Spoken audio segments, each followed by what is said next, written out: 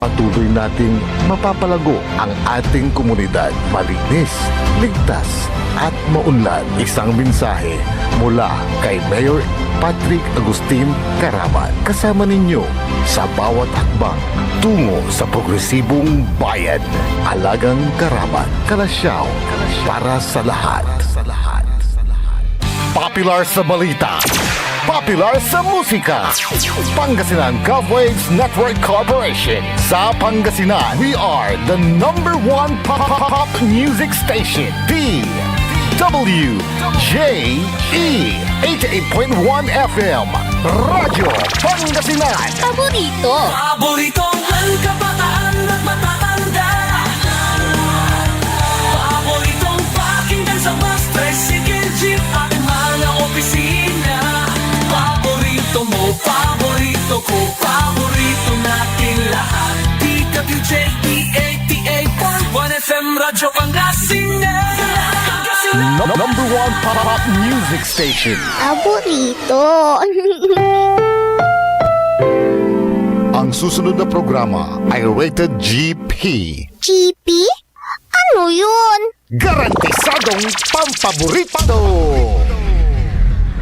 SPM Saray Balitan Matua ed Radyo Pangasinan. Programan magipasabi na saray matuan nagagawa ed balay, probinsya, bansa, tanjat intiron mundo. SPM Saray Balitan Matua ed Radyo Pangasinan. Kaulo, Kantabayo, sa Lawas Karo, tangka paborito yo.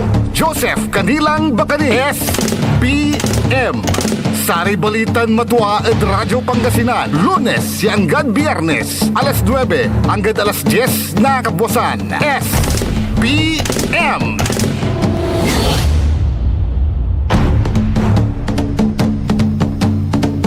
Mabilabilay, fiagaw na Biyernes Pangasinan, Dagupan. Wadyala, so Saray Balitan Matua. Sa ikabusol na Saray MBTF, managbalitay tila tan fake news. SBM, Saray Balitan Matua. Yaon sasabit kasiksikanan nyo Lunes hanggang Biyernes. Kaya rin nasa iliknay bali ng kapaborito RJ Jimenez. SBM, Saray Balitan Matua. Ya ipasabi na sa ilawas yun kaaro, kapaborito yo JCB, Joseph Kanilang Bakani. Kantabayted technical side at sign agaw ay agi bukbukor tao. Kanatatakot ha? Si Engineer Mr. JFC, Engineer Jail France Kayabiyab. Ay ni walay pasakbay na DILG agagik at sayan agaw ya satan niya pasakbay at ni paakar at saya ay so pamatikyab ko no mamatikyab na racket so say bansan China age akin tapapasakbayan na tayo atin tanagagi kay anto ipikakabat tayo sa ati pamatikyab ay na say China nasa ati racket da. Kasi babagalan ti agagik na say DILG at sa ati pamatikyab na say China na sa may racket dagagik. Batay po dito sa advisory ng Department of the Interior and Local Government na naglalaman ng impormasyong mula sa Philippine Space Agency. Nakatagdang ilunsad ang Long March 7A rocket mula sa Wenchang Space Launch Site sa Wenchang, Hainan, China at sayan agaw, Hulyo 17, agaw na Biyernes agagik at taon 2026. At sayay bandad alas 7:42 na labi, hanggang alas 9:43 na labi, Philippine Standard Time. Wala raman kasi susama itinakdang drop zones. Ang mga itinalagang drop zones ay nasa karagatan at hindi inaasahang tatama sa anumang lupain o inhabited area sa teritoryo ng Pilipinas. Nitan. Gayon naman, maaaring magkaroon ng potensyal na panganib sa mga sasakyang dagat, maging isda at iba pang maritime activities sa mga apektadong lugar. Kaya ito po ang mahalagang paalala, huwag lalapit, hahawak o magtatangkang kumuha ng anumang pinaghihinalaang rocket debris. Agad i-report ang anumang nakitang debris sa pinakamalapit na LGU, Philippine Coast Guard, PNP o iba pang kinauukulang otoridad. Maaring makakita ng maliwanag na ilaw o vapor trails sa kalangitan, makakarinig ng sonic booms o makakaramdam ng ground vibration sa panahon ng paglulunsad.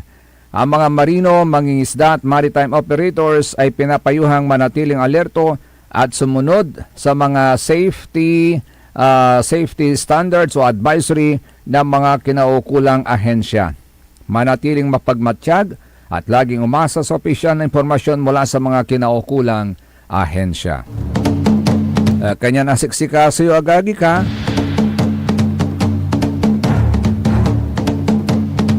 Pero niya ay sa Marakap. Marakap ya may balita tatin tanagagik.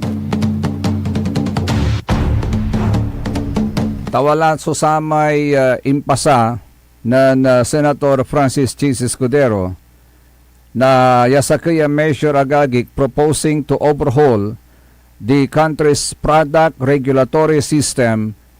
Adjat panamagli na sa may pangitransfer na sa may several functions na sa Food and Drug Administration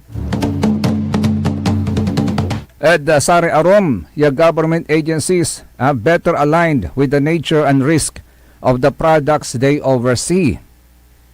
Ayaman sa Senate Bill number 2310 yasay kwanto ng Senador Escudero, his proposed reform aims to streamline government regulation, reduce bureaucratic bottlenecks, and strengthen public health and consumer protection through a science-based, risk-informed framework across agencies.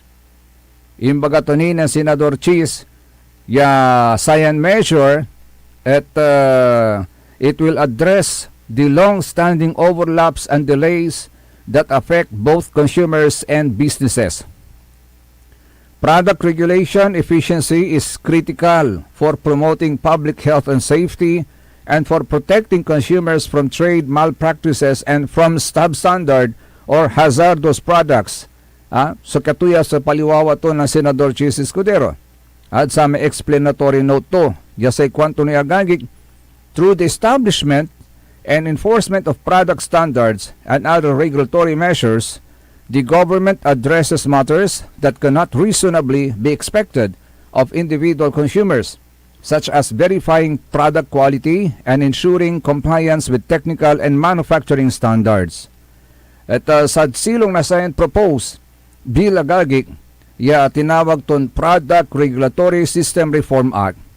The regulation of raw and unprocessed food products shall be transferred to the Department of Agriculture, while processed foods, cosmetics, and other consumer goods shall fall under the Department of Trade and Industry, and other products could likewise be reassigned to specialized agencies depending on their risk profile and statutory mandates. I-emphasize to dya, ipupurok to ng Senador Escudero, yasayan realignment sa purpose to is to seek to ensure that regulatory functions are exercised by agencies with the appropriate technical expertise and institutional capacity. The measure also mandates interagency coordination to avoid duplication and improve public service delivery. Aman sumarakap, to improve public service delivery.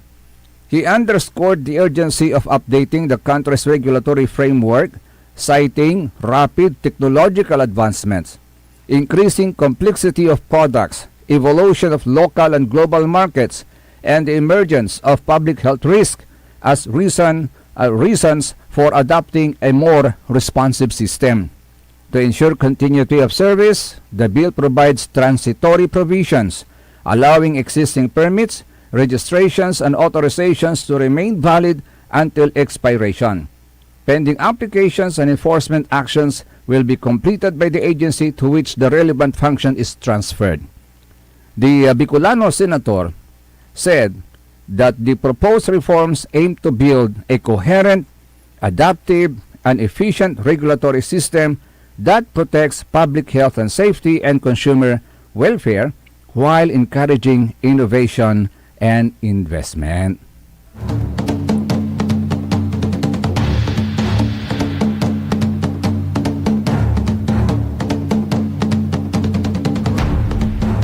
Di ba bali-bali at atang tanagagik?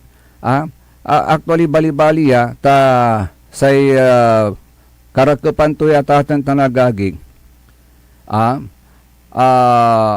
Kasi ang pangunahing layunin ng bill na ito is streamline ang regulasyon sa pamamagitan ng paglipat ng ilang tungkulin ng Food and Drug Administration sa ibang ahensya na mas angkop sa uri at antas ng peligro ng mga produkto.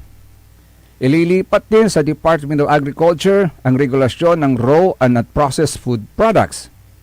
Ililipat din sa Department of Trade and Industry ang processed foods, cosmetics at iba pang consumer goods.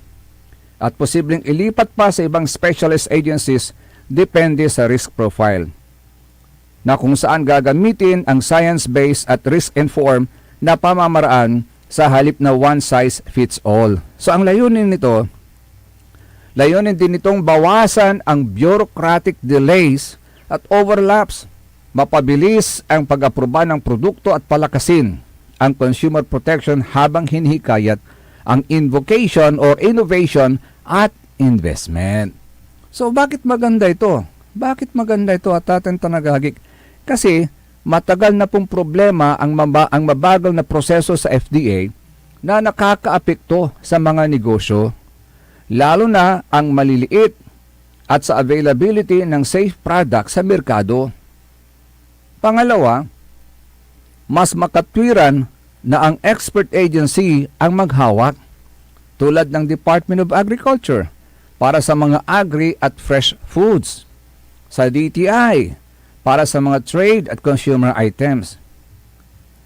At ito po, nakakatulong ito sa public health dahil mas nakafocus ang FDA sa mga high-risk products tulad ng gamot at medical services na siyang dapat na primordial duty ng FDA agauntan. At may transitory provisions para hindi magulo ang existing permits at applications. Kasi sa panahon ngayon na mabilis na po ang teknolohiya at komplikado ang supply chain, kailangan talaga ng mas adaptive at efficient na regulatory system. Diba? So sa kabuuan, maganda ang bill na ito. Ito po yung tinatawag nilang practical na reforma na nakatuon sa efficiency nang hindi binabawasan ang proteksyon sa mga mamimili. At kung maaayos ang pagkagawa at implementasyon, makakabenepisyo ang consumers, producers at ang ekonomiya. At maganda rin na may ganitong initiative si Senador Chis Escudero kasi kailangan natin ng mas maraming ganitong focused reforms sa gobyerno. Diba? Focused reforms.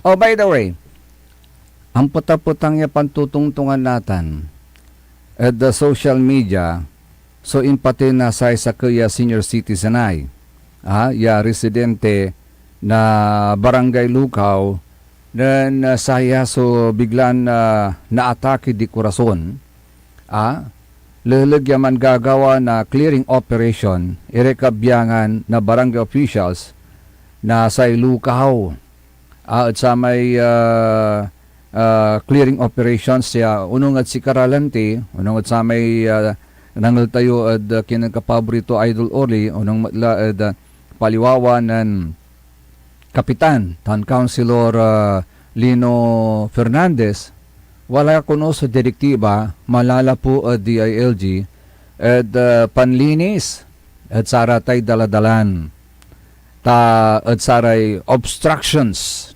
ta siyempre aratay dalan ginawan dalan na luganan.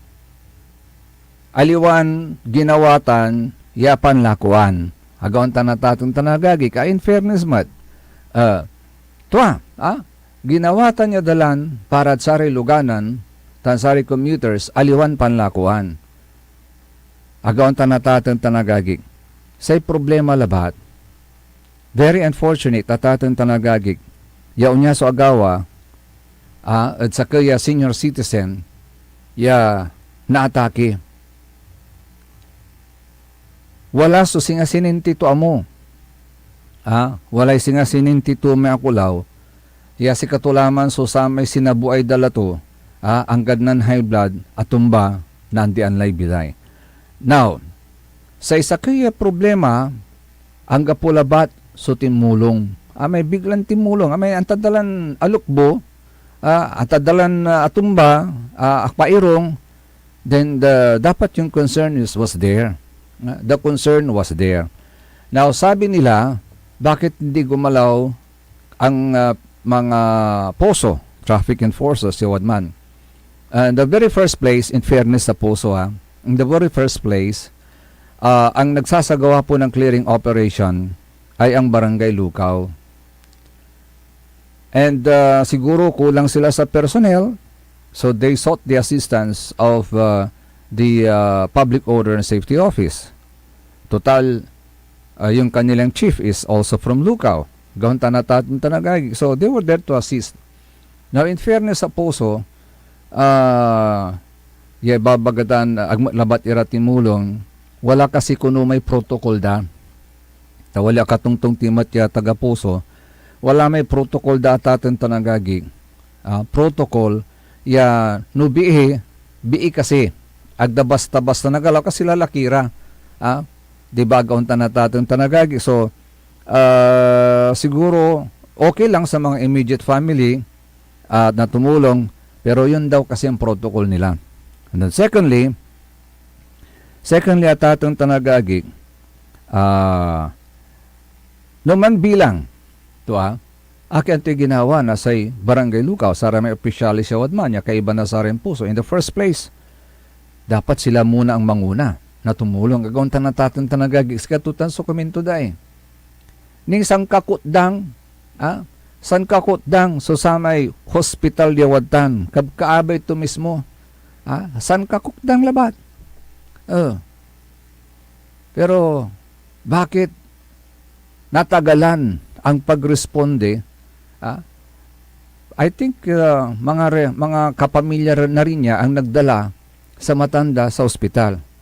But unfortunately, DOA si nanay.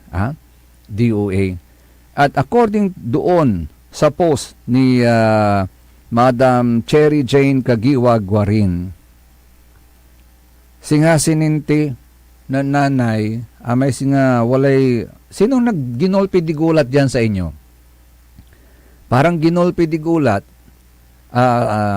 according to Mary Jane Guarin, parang Cherry Jane Kagiwa Guarin, ginolpi di gulat yung matanda na no agaon kiwa sa giraong galaw, ipirgirarati lako da, at laandara raman, capturean da, so gabay dan ibaga.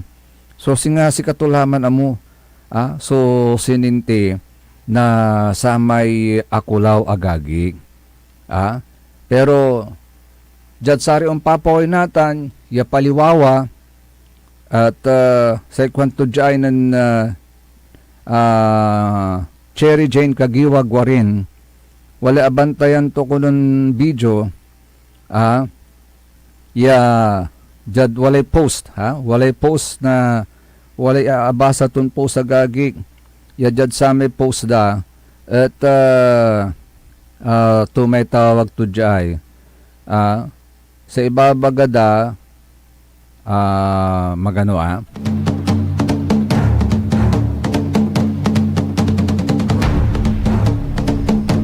tani sa kwento dyan Cherry Jane, ganun ba dapat yun? Hindi sila pwede tumulong ang mga government employee na nakakita pag may ganyan na sitwasyon? Pinabayaan lang ang asawa ko at ang kasama namin na bumuhat kay nanay ko at nagsakay.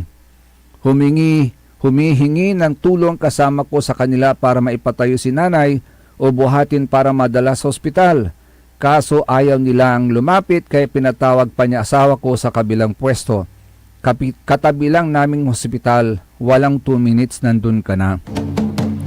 Katumiba bakalanti, san kakutdang labat?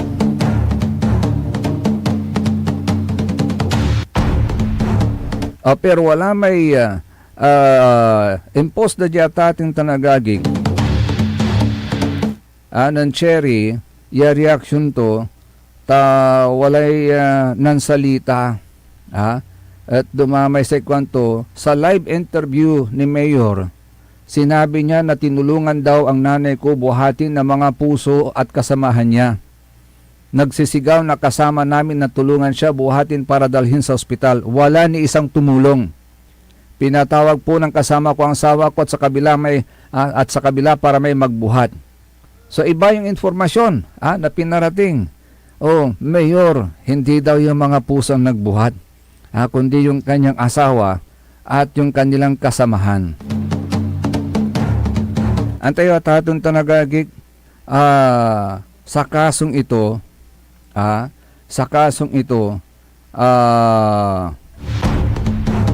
may posibleng pananagutan yung mga concern.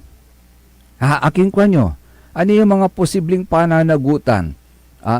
Sa mga barangay officials, sa tanod, sa clearing team, sa barangay Lukaw, civil liability or damages. Bakit? Anong sinasabi nila? Posibleng liable sila kung ang kanilang aksyon ay unlawful, abusive o negligent na nagdulot ng matinding takot o stress sa senior citizen na direktang naging sanhi ng kanyang heart attack. Halimbawa, kung sila ay nag-threaten, nagsigaw o nag-attempt na kunin ang mga halaman paninda ng walang proper procedure o walang due process. That's civil liability. Criminal liability meron din pala. Homicide or manslaughter under Article 249 or 251. That is under revised penal code. Kung mapapatunayan ang kanilang gawain ang proximate cause ng ikinamatay kahit hindi sinasadyang pumatay. Pwede ring unjust vexation o grave threats kung ang pagtakot ay sobra. At pwede ring violation of Senior Citizens Act, Republic Act 9994 na may karagdagang proteksyon at parusa para sa mga senior citizens. Barangay officials ang may authority sa road clearing. DILG directives and barangay road clearing operation, pero dapat may due process, abiso, tamang oras at hindi abusado. Ano ba yung proximate cause? Dapat patunayan na ang stress, takot mula sa clearing ang nag-trigger ng heart attack, hindi pre-existing condition lang. Kakailanganin ng autopsy, medical records at witness testimonies. Agaw natatong tanagaging. So, ang depensa na lang, good faith. Good faith at atong tanagagig. Na ginawa lang ang trabaho para sa public safety, road clearing, ito yung maaring ebidensya. Pero yung abuse of authority or excessive force or threats ay walang lugar, lalo na sa isang matanda.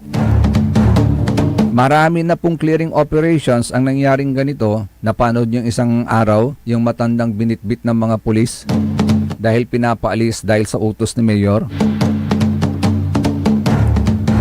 Excessive force na po yun.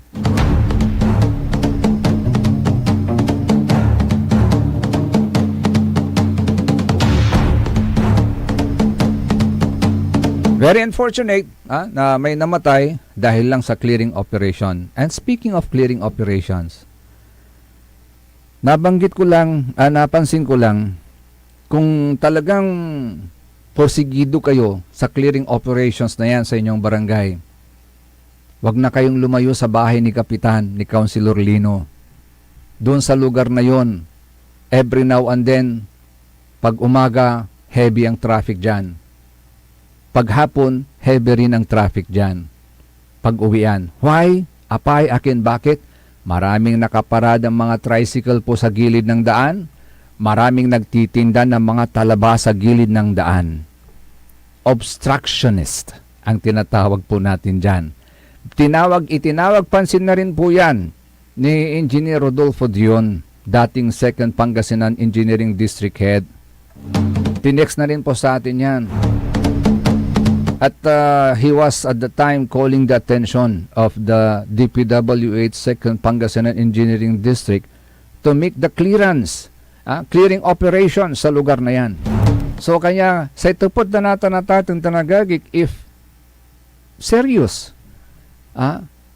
kung tagus sa puso yung pagsunod sa kautusan ng DILG na clearing operation sa mga daan, sana wag na kayong lumayo. Inumpisahan nyo muna sa banda ni Kapitan, ni Councilor Lino, para pamarisan ng mga iba pa dyan sa Barangay Lukaw na gawin din nila at sundin yung inyong pagnanais na maklear yung daan.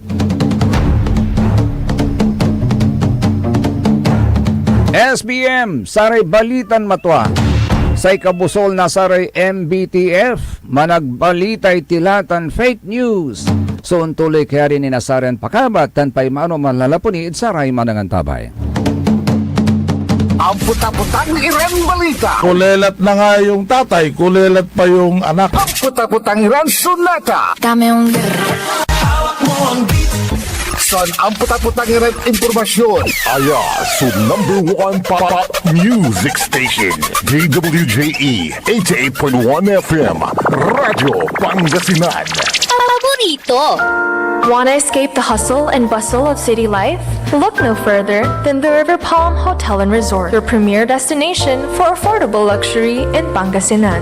Nestled in the heart of Barangay Banyaga, Bugalyon, our hotel is surrounded by the breathtaking beauty of the Agno River. Our haven for comfort embodies the essence of Southeast Asian hospitality. Whether you're seeking a romantic getaway, a family vacation, or just a peaceful retreat, the River Palm Hotel and Resort is the perfect choice. So what are you waiting for? Book a tranquil experience where unforgettable memories are waiting to be made. For reservations and more information, visit our Facebook page, River Palm Hotel and Resort.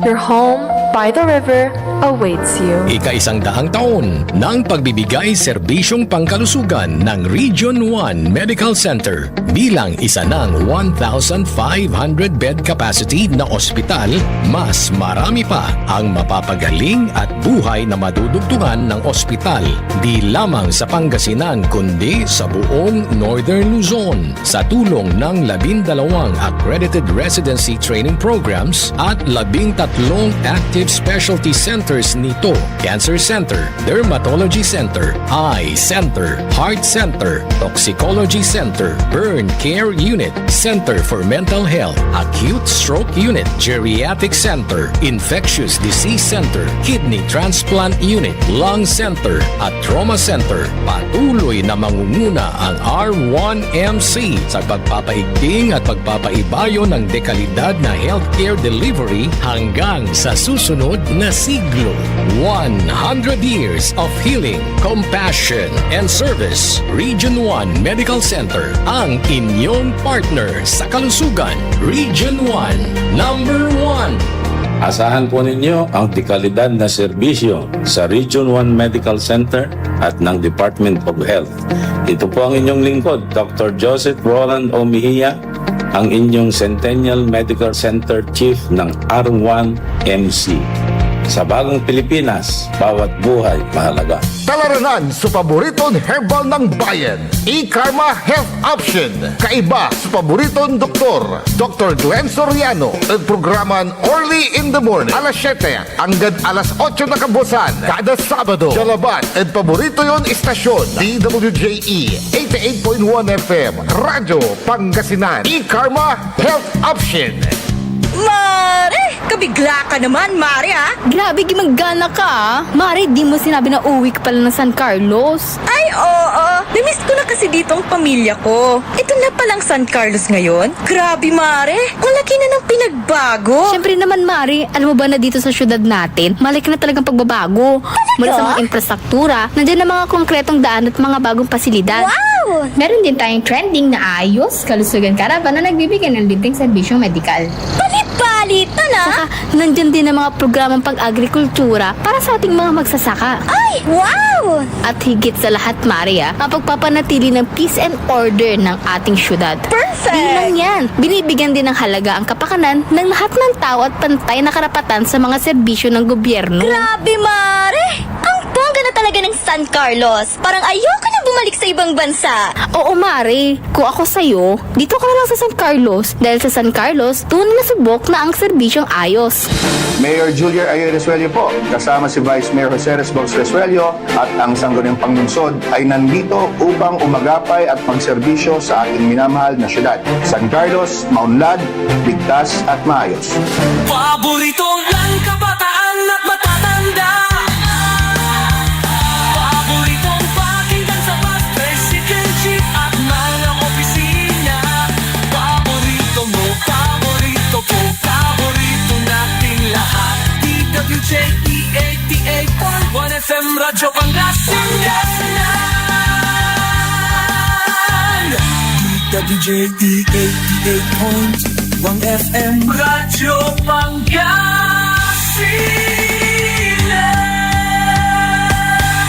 Paborito. Ang lahat ng opinyon at pananaw sa susunod na bahagi ng programa ay galing sa host anchor at panauhin lamang at hindi pananaw ng mga producers at ng pamunuan ng DWJE Radyo Pangasinan at Pangasinan Gulf Waves Network Corporation. SPM Saray Balitan Matua ed Radyo Pangasinan. Programan magipasabi na Saray Matuan nagagawa ed Balay, Probinsya, Bansa, Tanjat Intiron Mundo. SBM Saray Balitan Matua ed Radyo Pangasinan. Kaulo, Kantabayo, sa Ilawas, Kaaro, tangka paborito yo. Joseph Kanilang Bakani. SBM Saray Balitan Matua ed Radyo Pangasinan. Lunes hanggang Biyernes, alas 9 hanggang alas 10 na kabuwasan. SBM SBM is brought to you by Mars Restaurant, Galila, Mangantila, and Mars Restaurant. Matatagpuan sa Rufinas Square, Binmaloy, Pangasinan, just along the highway near Dagupan City. A perfect venue for a dinner date. Mars Restaurant. Come hungry, live happy. Lumaban ka bayan, kung binmali, may pag-asa pa para bumangon at magkaisa. Tumindig ka bayan, kung binmali, hawak kamay nating harapin ang maayos na bukas at ihatid ang serbisyong agad maaasahan. O bayan, kung sinilangan, hindi ka nag-iisa, hindi ka iiwanan, ika'y sasamahan magpakailanman. Mahal kita, o bayan, kung binmali hanggang sa dulo ng walang hanggan.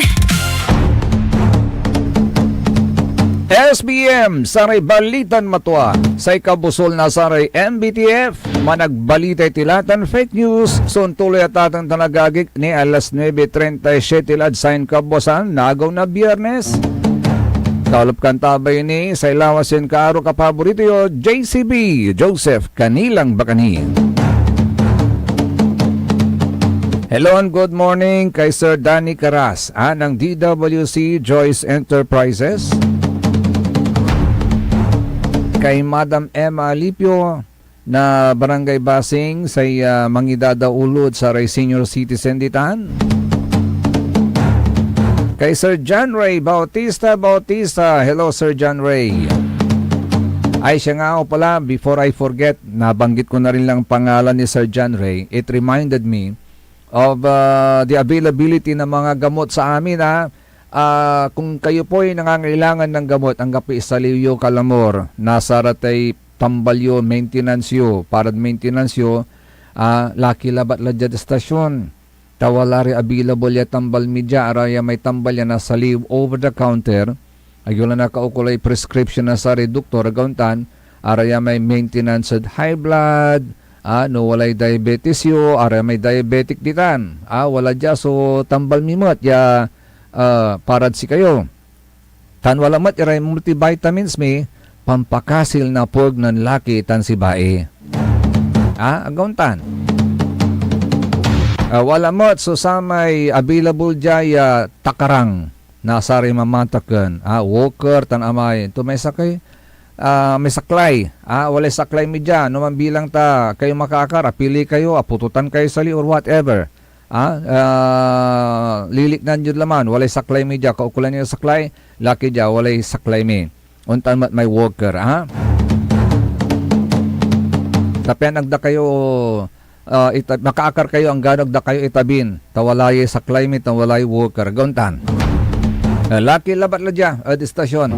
Narumog yay kulan mi ay, but later on, walay sign age yan anong nila ditad arapan mi ay.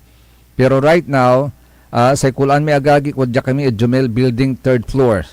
Ay building mi, wadya A.B. Fernandez East. At atin tanagagik, wala kami, nanpuglian na kami na say Tunis Lambertan sa SSS. Mamay na may anapan. Taditad lagsab, nanang nanyan tampol, walay managlako ditan na kakanan, punti, itnol, kwanto. Noon nanang nangyutan, si katulatan man, jamay paluobad ken, DWJE Radio Pangasinan, kanyo, tapos yung labat. Iturot to kayo, ang gadman, gadjad tagay. Kanyan, laki labala dya, atan labala sa pakatulong mid si kayo,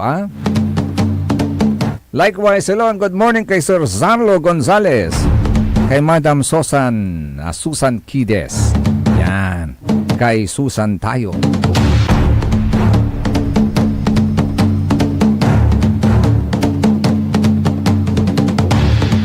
Diyan sa may agawa, State of the Municipality Address at ating tanagayik na sa kaplusan niya administrasyon di Tanad Binmali, tawad jatilal sa partin Matuan Liknay Binmali portion, nasa ribalitan matwa at ating tanagagig. No wala ra may negative, wala mo may positive. In fairness nisay kwanta mo jay, ang pagpapaganda ng wet section ng pamilihang bayan ng Binmalay, magandang proyekto po yan. Dahil kailangan na talagang gawin ito. Ayan, ang pagpapaganda ng wet section ng pamilihang bayan ng Binmalay ay isang magandang proyekto dahil kailangan na talaga itong gawin. On the other hand, balot, wala negative ya katumbukan tumanayan to. On the other hand, balot, sa kwanda, yaliknaan di Tanad Binmali at ating tanagagik sa kwanda agagik, sana bigyan rin, ng utmost priority. Anto may utmost priority, top priority. No nayari, nabas gawayalan tampol. Agaw ta natatong tanagagik. That is how utmost pangangailangan po nila. Agaw ta natatong tanagagik. Kaya utmost priority agaw tan. Kailangang bigyan rin ng utmost priority ito. Yung tambakan ng basura na nasa likod ng pamilihang bayan or palengke. Hindi pa rin na-address yun ngayon. Yung tambakan ng basura sa likod ng pamilihang bayan o palengke.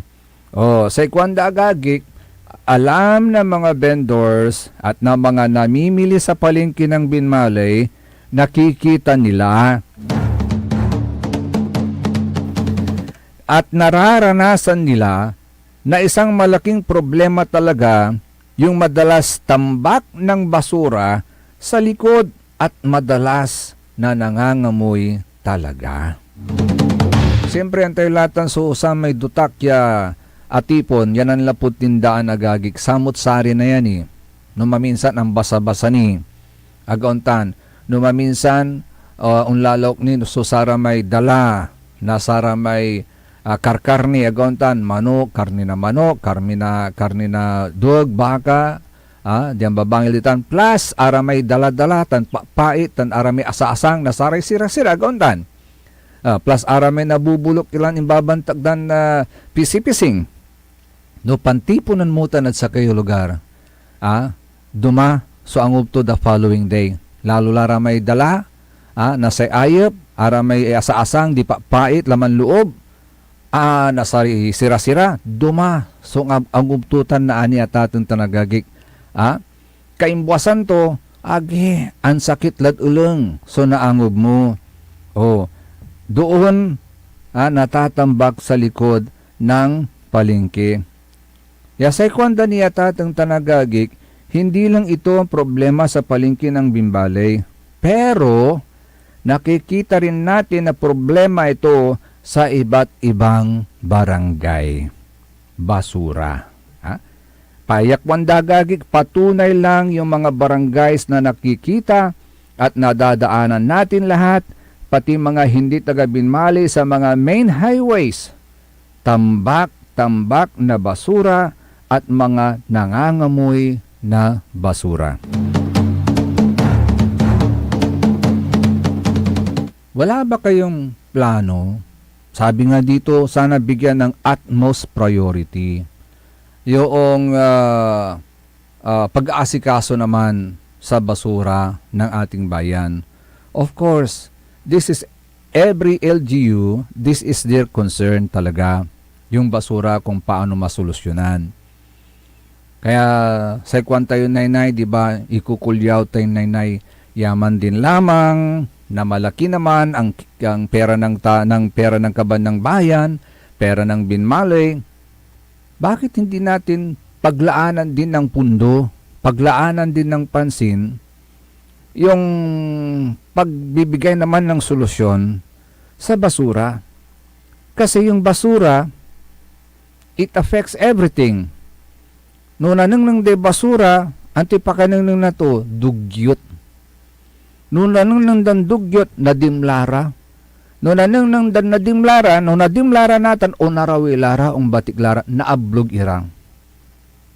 Di ho ba ganon? Nagkalalo no, makaangup iray, agdagabayan na naangob, agaw tanatating tanagagik. Amay ansit na to, sarag to ni. Amay itolerate, agauntan. Pero amay angob na basura, mairap lang itolerate na ulang itan. Ang sakit-sakit lang ulang itan, agauntan. Kanyan, sekwanda, sana mabigyan ng utmost priority din yan. Sabay-sabay. Of course, there are other things na pwedeng mag-focus ang local government unit. Pero wag nating iwan yung basura. Because it affects the very status din ng munisipyo. Kasi no, basura, amin naggilig, amin nasukong, antipakanan ng dadbali timote, di dugyot, o narawira, nagabay sumanayam, diya, guntan. Kasi wala tayong programa sa basura on how to solve it. Maganda po yung inilunsad na sa mga barangay na clean and green program ba yun? Maganda yun. Maganda yun. Ako I appreciate it kasi di man labatlad barangay Balugo. Ay, bali-bali. Walay, kwantano, inarkiladaman niya dalin or it is owned by the family of the punong barangay. Pinarakap da. So, yun ang kanilang pambato ngayon sa programang yan. Walay pakontes amod satan. Hanggang tan. But beyond that pa-contest, sana merong solidong programa sa pag-resolve sa basura. Yung nakarang administrasyon, nagauntan, ang kanilang solusyon ay magkaroon ng bayan ng Binmali ng sariling MRF. And they were able to purchase a lot. Sa lot na yon, tinayo yung MRF.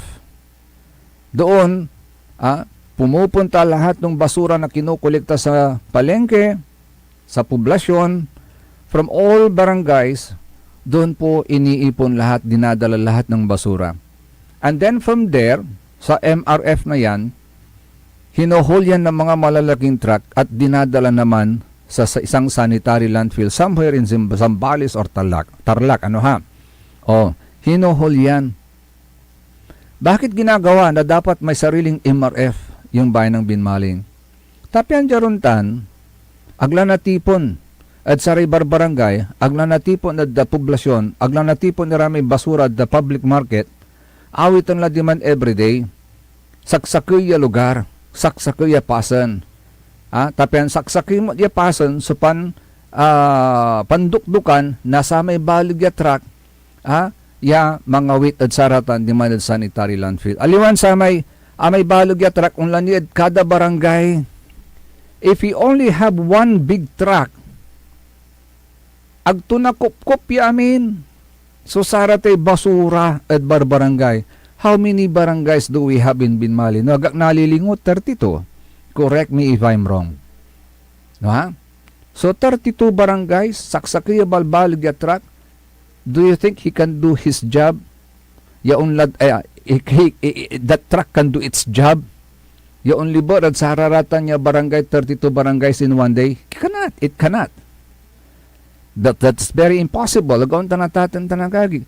Natanog to na kulikta, pigay agaw ni manaya may basura di man, makaapik tulad abig laman. Nasara may residente di man at sama na barangay agaw tan. So mas marakap, we have one place, si katuman sa pangibuntunan na sa basura, manlapod barangay, manlapod public market, manlapod saraya, 32 barangay sa gaon tanatatin tanagag. From there, saksakila balay destination to may balbalag ya truck. Pigari balag ya truck titad Binmali. I think we have one. But I don't think if it's I don't know if it's functioning. Kasi ano ba yung pinayos ba yun? Pero balo-balo-balot. Tanong lang po I'm not sure kung pinaayos. Pero balo-balo labat-labat kwandalante. So, no diman kumon, arawila at saray barangay. Taamay MRF diman, ang kapumot sukab kaabay ton kaabungan. Sa kaabay to labat may MRF diman, ay yung pong may impounding, water impounding, yat ginawa po ng National Irrigation Administration. Yung water impounding na yon, kasi katabi po ng water impounding na yung area yon, it's a rice field. Kung may mga kapukukan area sa Binmali, meron din yung mga napagtatamnan ng palay. So it's a rice field. Rice field po yan. So bakit nagkaroon ng water impounding doon? Tinayo ng National Irrigation Administration para tumulong sa mga farmers din po natin doon na kung sakali makatulong sa paranom.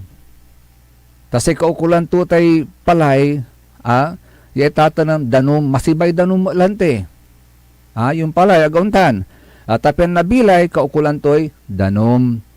Kanyan walatan niya water impounding ditan. Tapian, loob na sa kitaon, pwedeng 2 o 3 beses makapag-harvest yung ating mga magsasaka na makakatulong naman sa kanila para umusbong naman yung kanilang pamumuhay. Aguntan. Pero existing pa ba? Tanong natin existing pa ba yung water impounding na yan dyan sa MRF? Ang tulay kipapasan tutay MRF ditahan. At nalilingo barangay Tumburman. Ang tulay kipapasan tutan, functioning pa ba yan? Kasi if that MRF is functioning, dapat wala tayong nakikita mga basura sa daan-daan. Kasi dapat regular ang ginagawa din ng ating mga barangay na nag-haul ng mga basura from bahay-bahay at regular din na dinadala sa MRF dyan sa barangay Tumbura, Gauntan. Para mapanatili natin yung magandang kalusugan ng ating mga kababayan, lalong-lalo na ng mga bata, at hindi sila nagkakasakit para paglaki nila, lumaki silang malusog. Agauntan na tatang tanagagi. Remember, itong mga kabataan na to, they are the future of this country, Gauntan. So we have also to look after their health. yung concern natin sa kanilang health at ating tanagaging. Tayo na mga matatanda, including me, kasi senior citizen na rin ako. Agaunta na tatang tanagaging. So, ano ba? Ano ba yung konkretong plano naman ng ating lokal na pamahalaan para ma-resolve yung basura? Yung hubang green and clean na project na yan, program, would suffice enough? Or would be enough, suffice yung para ma-address yung ating problema sa basura at ating tanagaging? Yearly, all year round? Kasi may certain period lang yung contest, di ba?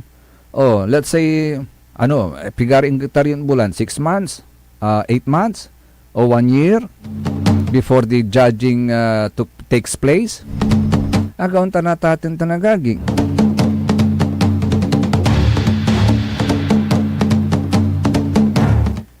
Kasi, if you can remember at ating tanagaging, every now and then, sa ating Matuan Liknay Binmalay, we've been talking about this. Mabutila ya diskasan tay problema at basura. Mabutlayan ipaparuntal tayo ya problema. Agkwanta no nariringal da, makakasabid si kara. Kasi parang sa ikwandari tutod bali na Binmalay, parang wala naman tayong nakikitang action. Kasi kung hindi natin masusolve ito, hindi natin bibigyan din ng pansin yung basura, problema natin sa basura, kailan pa natin gagawin? Kailan pa natin gagawin ito? Hindi ba maganda na mag-iwan din kayo ng inyong legacy? Na maayos yung iiwan yung pamamalakad sa basura naman dito sa ating bayan? Andyan ng progreso, sinasabi nyo, parating ang progreso. Progress in the sense na dumarating yung mga negosyo, investors sa ating bayan dyan sa Binmalay. Ano naman ngayon ang solusyon natin to address? Kasi habang dumarating yung mga investors na yan, dumarating yung mga iba't ibang pwesto, nakaka-contribute sila sa araw-araw na pangongolekta ng basura. Malaking factor po sila sa pagpuproduce ng basura sa ating bayan. So, andyan na sila. Parating na sila. Ano ngayon ang plano natin? Habang paparating yung progreso niya na sinasabi ninyo sa bayan ng Binmalay. Ano naman ngayon ang plano natin? Ano naman? Dapat we should be thinking, kwanda, agagi ka? 1 step, 2 steps, 3 steps ahead. Andyan na, parating na sila. Ano ngayon ang gagawin natin? Tapin agtayo na tabunan na sa basura later on. Agauntan. Di ba? Yun na lang everyday na may bumibili sa isang food chain po dyan. Pagkakain, pagkatapos nilang kumain, nilalagay na sa basura yung mga pinambalutan ng pagkain.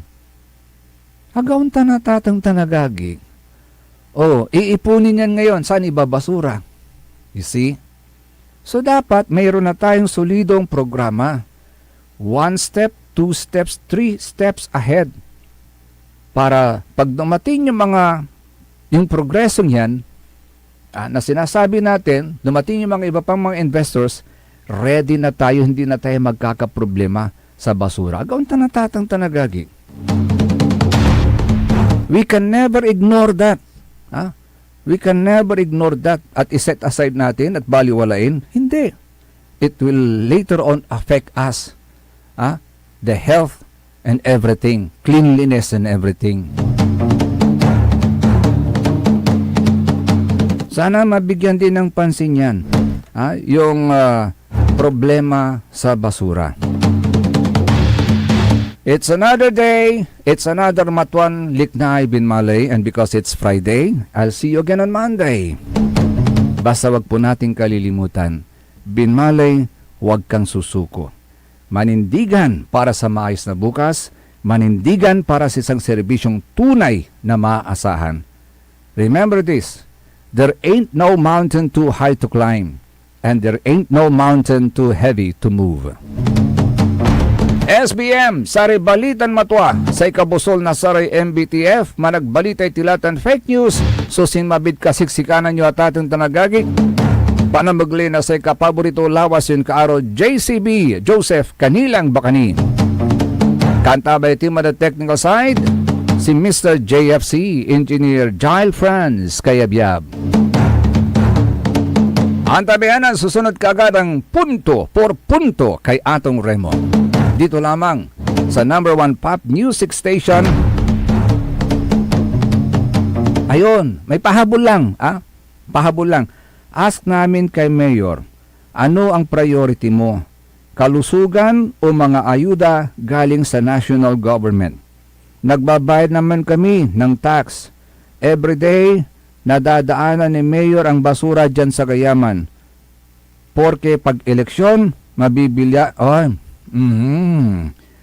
ito pa. Actually, observations po nila. Dagdag ko na nga lang. Habol lang ang reaction po nila, kasi natatawa daw sila. Palagi nilang sinasabi, galing sa bulsa. Ang aot, nagmula sa bulsa. O pinambibili sa mga pinambibili o gastusin sa pagbibigay ng public service, samantalang may pera naman ng kaban ng bayan.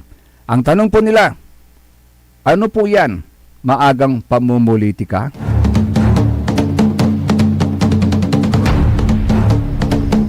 See you sa Monday, dito lamang sa number 1 pop music station ng lalawigan ng Pangasinan, DWJ 88.1 FM Radio Pangasinan, paborito!